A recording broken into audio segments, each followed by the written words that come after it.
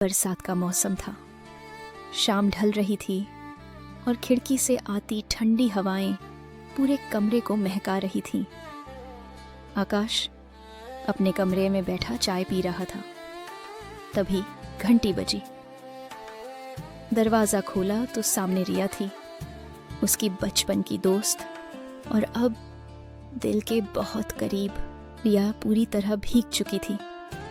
उसके बालों से पानी की बूंदें गिर रही थीं और आंखों में हल्की सी शरारत थी। आकाश उसे देखते ही मुस्कुरा दिया। इतनी बारिश में क्यों आई हो? रिया हंसते हुए बोली, तुम्हारी याद आई और बारिश को मना कौन कर पाता है। आकाश ने उसे तौलिया पकड़ाया। वो तौलिया बालों पर लगाते लगाते आकाश के और पास आ गई। पल भर को दोनों के बीच सिर्फ खामोशी थी और उस खामोशी में दिलों की धड़कनें साफ सुनाई दे रही थीं। बाहर बारिश तेज हो रही थी और कमरे में माहौल और भी गहरा।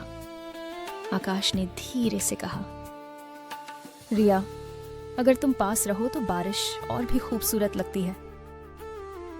रिया ने उसकी आंखों में देखते हुए जवाब दिया, और अगर तुम साथ हो तो कोई भी मौसम अच्छा लगता है।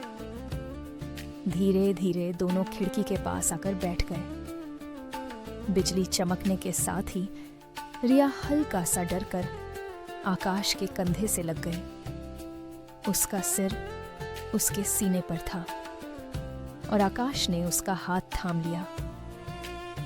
वो स्पर्श, वो नजदीकी दोनों को अंदर तक सुकून दे रही थी। रिया ने आंखें बंद कर लीं। आकाश ने धीरे से उसकी हथेली को चूमा और बोला, काश ये पल यहीं थम जाए। रिया मुस्कुराई और बोली, ये पल कभी खत्म नहीं होगा अगर हम चाहें तो। कमरे पुख्ता में सिर्फ एक बारिश की आवाज थी और दो दिलों का साथ। धीरे धीरे दोनों इतने करीब आ गए कि उनकी खामोशियां भी बातें करने लगीं। उस रात न बारिश रुकी न उनकी बातें। वो रात सिर्फ एक प्यार और एहसास की कहानी बन गई।